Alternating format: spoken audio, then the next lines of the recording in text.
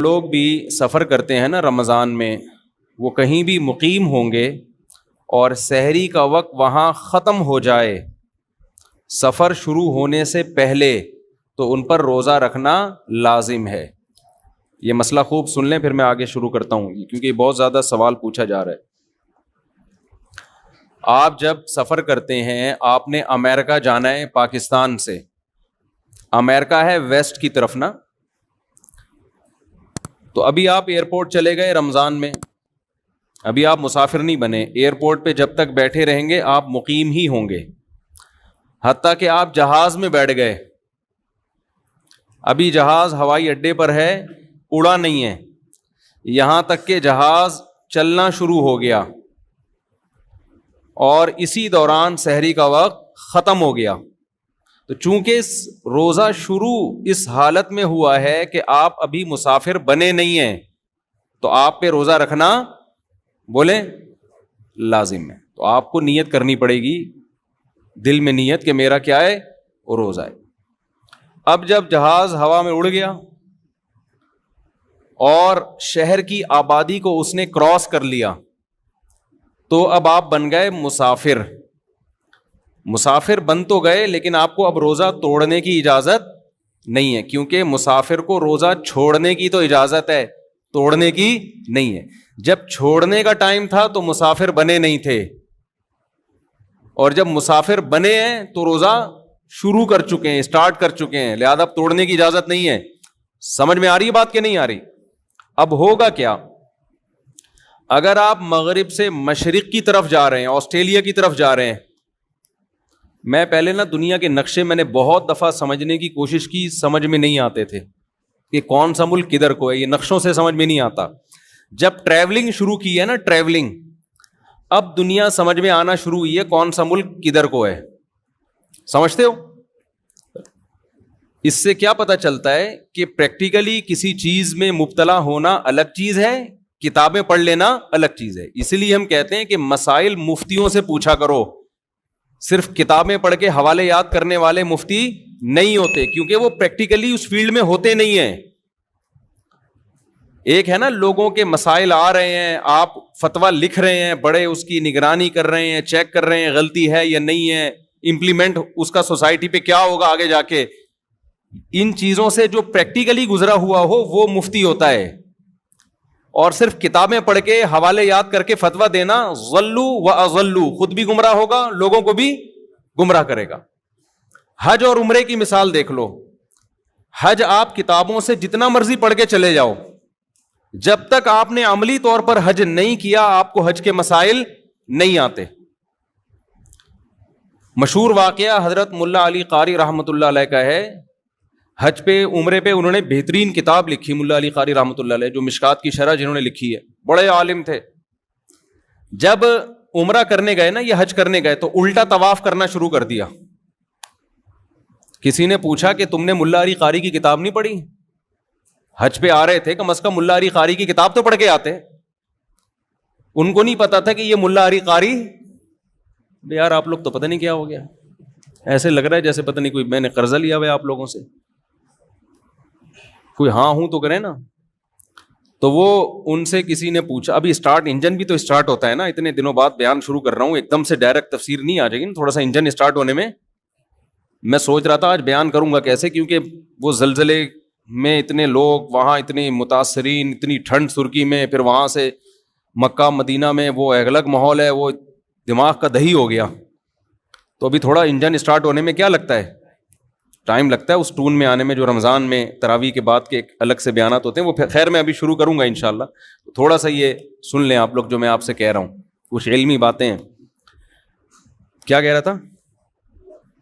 ہاں، تو ملا علی قاری رحمۃ اللہ علیہ سے وہ بندے نے کہا کہ ملا علی قاری کی کتاب پڑھ کے حج کرنے آ جاتے نا، کسی عالم کی کتاب پڑھ کے مسائل تو سیکھ لیتے۔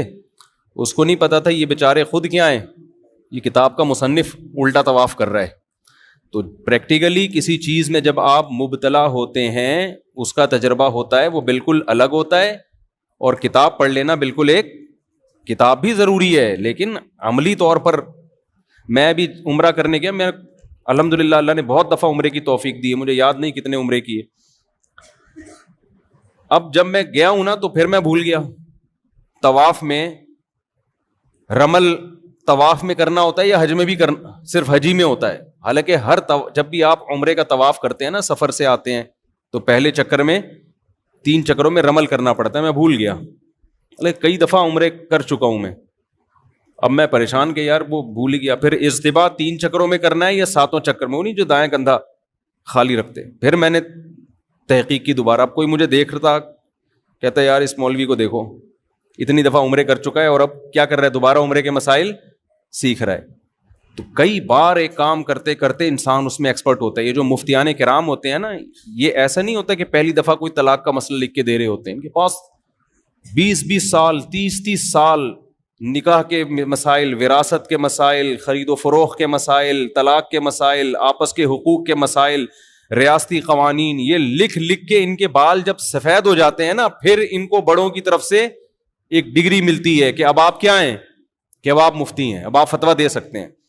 ہمارے یہاں پتھر اٹھاؤ, کوئی نہ کوئی اسکالر نکل رہا ہے اور وہ مفتی بنا ہوا ہے, اور جو گمراہی پھیلائی جا رہی ہے اللہ کی پناہ. تو ہر فیلڈ میں ایسا ہی ہے. تو خیر, تو میں مسئلہ بتا کے پھر آج کی تفسیر کی طرف چلتا ہوں. اب دیکھو, آپ نے ایئرپورٹ پہ میں نے بتایا کہ سحری کا وقت ختم ہو گیا تو اب آپ پہ روزہ رکھنا لازم ہے. اب آپ جا رہے ہیں اگر مشرق کی طرف, ایسٹ کی طرف جا رہے ہیں, آسٹریلیا, ملیشیا, تھائی لینڈ, ان ملکوں کا سفر کر رہے ہیں. ایسٹ ادھر ہے, ادھر نہیں ہے, ادھر ایسٹ کی طرف, ٹھیک ہے نا. تو ایسا نہ کوئی تھائی لینڈ میں ادھر کی فلائٹ بک کرا لے. تو جب آپ ایسٹ کی طرف جائیں گے نا تو آپ کی موجیں ہو جائیں گی. آپ کی کیا ہو جائیں گی؟ موجیں. کیونکہ سورج ادھر سے نکل رہا ہے اور آپ جا کس کی طرف کو رہے ہیں؟ سورج کی طرف. تو ٹھک ٹھک کر کے نمازیں بھی آئیں گی اور سورج بھی بہت جلدی غروب ہو جائے گا. تو آپ کا روزہ بڑے مزے سے گزر جائے گا. لیکن اگر آپ کو کسی کی خدا نہ خواستہ کوئی لگ گئی ہے, کسی کی کوئی قرضہ ورزہ لیا ہوا تھا آپ نے, کسی نے کوئی دے نہیں رہا آپ, اس نے شاید رات کی تنہائیوں میں اٹھ کے کچھ آپ کے لیے مانگ لیا اللہ سے, تو پھر آپ کی فلائٹ ہوگی مغرب کی طرف, ٹھیک ہے. جہاں جہاں آپ جا رہے ہیں سورج بھی وہیں جا رہا ہے, تو سورج غروب نہیں ہوتا, سورج غروب نہیں ہوتا. پھر اس میں آپ کا روزہ لمبا ہوتا چلا جاتا ہے, لمبا ہوتا چلا جاتا ہے. نمازوں کا ٹائم بھی بہت ملتا ہے, روزہ بھی لمبا, بعض دفعہ 20 گھنٹے کے, 22 گھنٹے کے, 23 گھنٹے کے, 24 گھنٹے کا بھی روزہ ہوتا ہے. تو ایسی صورت میں وہ روزہ آپ کو رکھنا, بولو, پڑے گا. سمجھتے ہیں کہ نہیں سمجھتے؟ وہ توڑنے کی اجازت, ہاں توڑ دیا تو کفارہ نہیں ہے اس میں, توڑ دیا تو کفارہ نہیں ہے, گناہ بھی ہوگا, قضا بھی رکھنی پڑے گی, لیکن کفارہ اس لیے نہیں ہے کہ سفر ہے نا, تو کفارے کے لیے تو کوئی بھی ذرا سا شبہ بھی ہو کفارہ ساقط ہو جاتا ہے. تو توڑنا جائز نہیں ہے. ہاں 2 صورتوں میں توڑنا جائز ہے, موت کا خطرہ ہو جائے یا بیمار ہونے کا. بول لو نا کیا ہو گیا, جملہ کمپلیٹ کر لیں. موت کا خطرہ ہو جائے یا بیمار ہونے کا. بیمار ہونے کا مطلب یہ کہ کوئی پین تکلیف جیسے خالی پیٹ ہونے کی وجہ سے پیٹ میں پین شروع ہو گیا, درد شروع ہو گیا, یہ بھی ایک بیماری ہے. شوگر لیول اتنا ڈاؤن ہو گیا کہ شوگر کے پیشنٹ کے ساتھ تو بڑے مسائل ہوتے ہیں, چکر آنا شروع ہو گئے, یہ بھی بیماری ہے. خدا نخواستہ بے ہوش ہونے کا خطرہ ہو گیا, تو یہ بھی کیا ہے؟ بیماری ہے. پھر رہ کیا گیا؟ رہ یہ گیا کہ بھوک اور پیاس برداشت نہیں ہو رہی, یہ بیماری نہیں ہے, یہ تو کسی سے بھی برداشت نہیں ہوتی, تبھی تو ہم کھاتے ہیں کہ بھوک برداشت نہیں ہوتی. تو بھوک اور پیاس جتنی بھی لگے روزے کی حالت میں, اس کو برداشت کرنا آپ پر لازم ہے. اس بھوک اور پیاس کی شدت کی وجہ سے روزہ توڑنے کی اجازت نہیں ہے. ہاں بیمار ہونے کی, پیٹ میں درد ہو رہا ہے, السر کے پیشنٹ کو بہت زیادہ پین شروع ہو جاتا ہے بھوکا رہنے سے, یا شوگر لیول ڈاؤن ہونا شروع ہو گیا, بے ہوشی کا خطرہ ہے, اس طرح کے جو خطرات ہوں گے, بیمار ہونے کا خطرہ جسے کہتے ہیں, بلڈ پریشر اتنا زیادہ لو ہو گیا کہ ڈاکٹر نے کہا 2 انڈے اس نے نہیں کھائے اگر, تو بعض دفعہ بلڈ پریشر لو ہوتا ہے نا, نمک کھانا پڑتا ہے فوراً, یا انڈے منڈے پھوڑنے پڑتے ہیں, یا کوئی ORS وغیرہ پینا پڑتا ہے, تو بی پی لو ہوگا نا, یہ بھی ایک بیماری ہے. تو بیماری میں توڑ سکتا ہے, بھوک کی شدت یا پیاس کی شدت کی وجہ سے نہیں توڑ سکتا, کیونکہ روزہ نام ہے بھوک اور پیاس کے برداشت, بولو, کرنے کا. خوب سمجھ لو. بعض دفعہ ایسا بھی ہوتا ہے کہ آپ سحری میں پانی پینا بھول گئے اور پتہ چلا سحری کا وقت ختم ہو گیا, اوبے یار پانی تو پیا ہی نہیں, اوئے ہوئے ہوئے, ایسا ہوتا ہے. کوئی بات نہیں, اب گیا, ٹھیک ہے نا, یہ کوئی شرعی عذر نہیں ہے. اور کھایا بھی دیسی گھی تھا آپ نے, دیسی گھی سحری میں کھاؤ گے فوراً پیاس لگنا شروع ہو جاتی, تو اب جو بھی ہونا تھا وہ کیا ہو گیا, ہو گیا. اب پیاس بہت لگے گی, سارا دن کیسے گزاروں گا, اف ٹینشن میں. او بھائی اس کی بیس پہ آپ کو روزہ توڑنے کی اجازت بولو نہیں ہے. سحری میں آنکھ ہی نہیں کھلی. ہمارا ترکی میں کیا حال ہوا, آنسو نکلتے نکلتے رہ گئے, کیونکہ ترکی میں ایک تو شہر ہے استنبول, استنبول میں تو بڑے بڑے ہوٹل ہیں, وہاں آپ جاؤ ترکوں کی ڈشیں, گوشت ملتا ہے آپ کو کھانے میں, کچھ کسی حد تک روٹی بھی مل جاتی ہے, اگرچہ یہ والی روٹیاں نہیں, لیکن بہرحال روٹی ٹائپ کی چیزیں ہوتی ہیں, گزارا ہو جاتا ہے. لیکن ہم ترکی میں گئے تھے شام کے بارڈر کی طرف, وہاں ان کا جو کھانا تھا وہ کھانا ہوتا تھا 2 برگر فائبر والے نہیں ہوتے, جس میں فائبر چوکر, یہ جو ہم بکریوں کو کھلاتے ہیں نا, ابے بغیر چھنا آٹا جس کو کہتے ہیں, وہ والا آٹا, اور وہ بھی گول گول پیڑے 2-3, جو بن نہیں ہوتا صبح بیکری سے جو ملتے ہیں بن, ایک تو وہ بن ہوتا ہے نا میدے کا, وہ میدے والا بن نہیں, عام بن, اور زیتون اور آملیٹ, اور اللہ آپ کا بھلا کرے اس ٹائپ کی چیزیں بس سمجھ لیں. ہمیں چاہیے کھانا بھائی, ہمارے پیٹ میں جب روٹی کا بھاری نوالا جب تک نہ گرے ہمیں تسلی نہیں ہوتی. پھر چاول بھی ایسے عجیب سے چاول, وہ یہ چاول ہی نہیں ہے جو خوشبودار چاول ہوتے ہیں, عجیب سے, وہ یوں سمجھ بچوں کو ہپا نہیں کھلاتی مائیں, ہپا کھا لو ہپا, وہ والے چاول. اب ہوا یہ کہ ایک دن آدمی کھائے, 2 دن کھائے, 3 دن کھائے, بھائی پیٹ میں آتے پریشان ہو گئی ہیں, اور پھر رمضان شروع ہونے والا ہے, کیسے گزارا ہوگا. اور میرے ساتھ تھے ہمارے ماشاءاللہ پٹھان سوات کے کوہاٹ کے, اس کو تو چاہیے کوئی بھاری بھرکم نوالا, ہمیں بھی ایسے ہی. اب کیا ہو رہا ہے کہ ہم نے 4 بجے وہی کھایا ان کا نا, وہ عجیب سا, بالکل وہ فائبر ہی تھا بس, وہ کولیسٹرول کم کرنے کے علاوہ کوئی کام نہیں کر رہا تھا. وہ 4 بجے کھایا, پھر رات کا کھانا ہم نے کھایا نہیں, ہم نے کہا صبح سحری میں ڈٹ کے کھائیں گے. 4 بجے کا بندہ کھایا ہوا, صبح جب سحری ہمارے پاس آئی ہے, پہلا روزہ ترکی میں تھا, پھر ہم وہاں حرم چلے گیا تھا میں, تو جب سحری ہمارے پاس آئی ہے تو وہی 2-3 ڈیزائن رکھے ہوئے تھے ہمارے سامنے. یہ زیتون ہے, یہ شہد لے لیں آپ, یہ پنیر لے لیں. بھائی کھانا دو ہے, اللہ کے بندو کیا چاہیے, حالت خراب ہو رہی ہے یار. پھر چلنا, سردی اتنی شدید, سردی میں تو ایسی بھوک لگتی ہے, اور پھر سارا دن کا روزہ رکھ کے کام کیسے ہوگا. تو میری تو حالت یہ تھی, وہ دیکھ کے نا میرے آنسو نکلتے نکلتے رہ گئے. میرا دل کیا میں پھوٹ پھوٹ کے کہیں جا کے روؤں میں.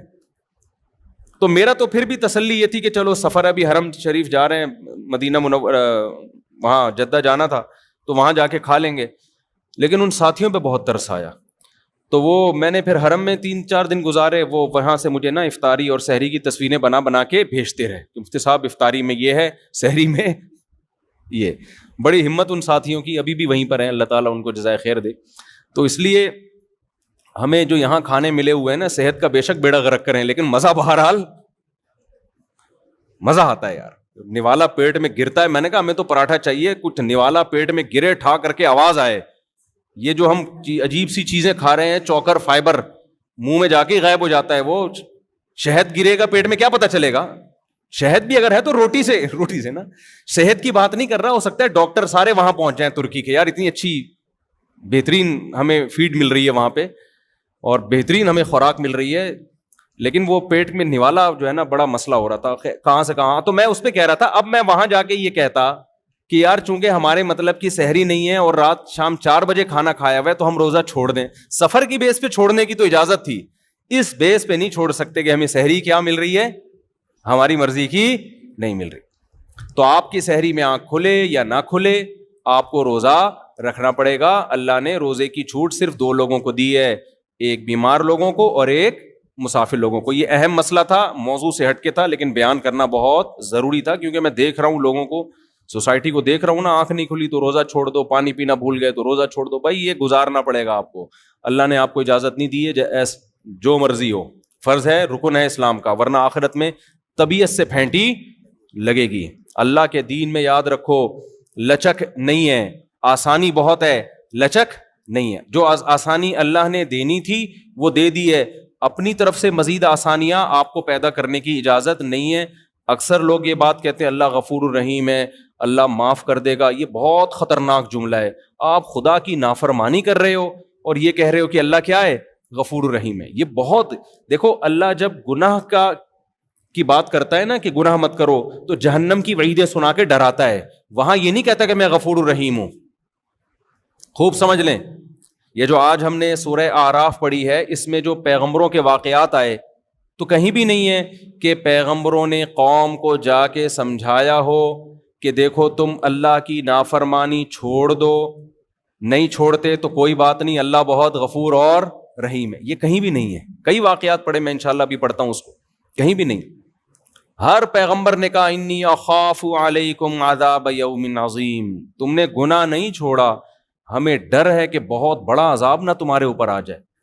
لوط علیہ السلام کی قوم کا واقعہ بھی آیا آج کہ تم ایسے جرم کرتے ہو, تم لڑکوں سے بدفعلی کرتے ہو, ہمیں ڈر ہے, مجھے ڈر ہے کہ اللہ تم پر آسمان سے کوئی عذاب نازل نہ کر دے.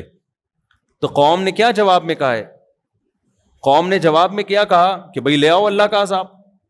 وہ کہہ رہے ہیں توبہ استغفار کرو, چھوڑو اس جرم کو, عذاب آئے گا. قوم جواب میں کیا کہہ رہی ہے کہ بھئی آپ بہت پاک دامن ہو, آپ علاقہ چھوڑ کے چلے جاؤ. تو جواب میں لوط علیہ السلام نے یہ نہیں کہا کہ نہیں عذاب نہیں آئے گا, اللہ کیا ہے, بہت غفور اور رحیم ہے. ہمارے ساتھ مسئلہ یہ ہے کہ جو چیز جہاں کی ہوتی ہے ہم وہاں نہیں فٹ کر رہے ہوتے اس کو. دیکھو یہ رمضان ہے نا, اس میں پکا عزم کرو.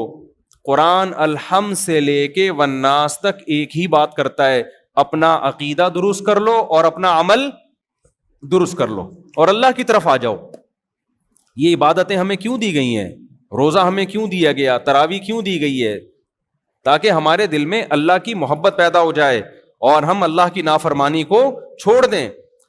جتنی ڈسکشن پیغمبروں کی قوموں کے ساتھ ہوئی ہے وہ ساری آج کے حالات پہ منطبق ہوتی ہے. وہ سمجھا رہے ہیں گناہ چھوڑو, گناہ چھوڑو, گناہ چھوڑو ورنہ عذاب آئے گا, عذاب آئے گا, عذاب آئے گا. اور آج آپ دیکھو جب کسی سے بات کرو گناہ چھوڑو عذاب آئے گا, وہ کہے گا بھائی اللہ غفور رحیم ہے, اللہ معاف کرنے والا, تو کون ہوتا ہے؟ فوراً جواب میں کیا کہے گا, تو کون ہوتا ہے بھائی بات کرنے والا؟ اللہ ہے, میں جانوں, اللہ جانے, تو کون ہوتا ہے؟ بہت خطرناک جملہ ہے, بہت ڈینجرس جملہ ہے. ڈرنا چاہیے ایسے موقع پہ. تو اللہ نے جو کہا نا کہ میں غفور الرحیم ہوں, کن لوگوں کے لیے کہا؟ وَمَن يَعْمَلْ سُوءًا أَوْ يَظْلِمْ نَفْسَهُ. قرآن کہتا ہے جو بھی گناہ کر بیٹھے گا یا اور کسی طرح سے اپنی جان پہ ظلم کر بیٹھے گا, ثُمَّ يَسْتَغْفِرِ اللَّهَ. اب اس کو خیال آ گیا کہ میں نے غلط کیا ہے. اب اس کو خیال ہو گیا, کیا ہوا؟ بولے نا, میں نے غلط کیا, مجھ سے مسٹیک ہو گئی ہے. بھائی یہ تو اس کی سزا کیا ہے؟ جہنم کی آگ. یہ خیال نہیں ہے کہ کوئی بات نہیں, اللہ تو غفور رحیم ہے, چلو یار چلتا ہے, ابھی تھوڑا ڈیلے کر دیتے ہیں, ابھی تو جوان ہے, جب بڑھاپے میں تو ویسے ہی سب کچھ چھوٹ جاتا ہے. جب منہ میں دانت ہی نہیں رہیں گے تو سود چھوڑ دیں گے کھانے کے لیے منہ میں دانت. ارے سود کھانے کے لیے بھی تو منہ میں دانت ہونے چاہیے نا, حرام کھانے کے لیے منہ میں دانت ہونے چاہیے. تو جب بوڑھے ہو جائیں گے تو منہ میں دانت رہیں گے ہی نہیں, تو توبہ کر لیں گے ہم. تو یہ نہیں ہے. قرآن کیا کہتا ہے؟ وَمَن يَعْمَلْ سُوءًا أَوْ يَظْلِمْ نَفْسَهُ. جس نے بھی اپنی جان پہ ظلم کیا, ثُمَّ يَسْتَغْفِرِ اللَّهُ. پھر اس کو خیال ہو گیا یار یہ میں غلط ٹریک پہ جا رہا ہوں. زنا کا راستہ صحیح راستہ ہے یا غلط راستہ ہے بتاؤ؟ شراب کا راستہ صحیح راستہ ہے یا غلط راستہ ہے؟ داڑھی کٹانے کا راستہ صحیح ہے یا داڑھی رکھنے کا راستہ صحیح ہے؟ ذرا بول دیں منہ سے کائنڈلی. رکھنے کا, یہ اللہ کے نبی کا حکم ہے بھائی. ماں باپ کی نافرمانی, ان کے سامنے بد کلامی کا راستہ صحیح ہے یا ماں باپ کے سامنے سر جھکانا, ان کے سامنے اف نہ کرنا, یہ راستہ صحیح ہے؟ ان کی فرما برداری والا راستہ صحیح. عورت کا اپنے شوہر کی نافرمانی والا راستہ کہ میرے وہی رائٹ ہیں جو آپ کے, آپ کون ہوتے ہو مجھ پر اونچی آواز سے بات کرنے والے, میں کیوں مانوں, میری اپنی لائف, آپ اپنی لائف, یہ والا راستہ صحیح ہے؟ یا عورت کہے کہ آپ میرے شوہر ہیں, میرے سر کے تاج ہیں, میں آپ کے ماتحت ہوں, میں آپ کی فرما برداری میں عزت اور فخر محسوس کرتی ہوں, یہ والا صحیح ہے؟ بتاؤ نا. خواتین جو بیان سن رہی ہیں کائنڈلی وہ بھی بولیں منہ سے.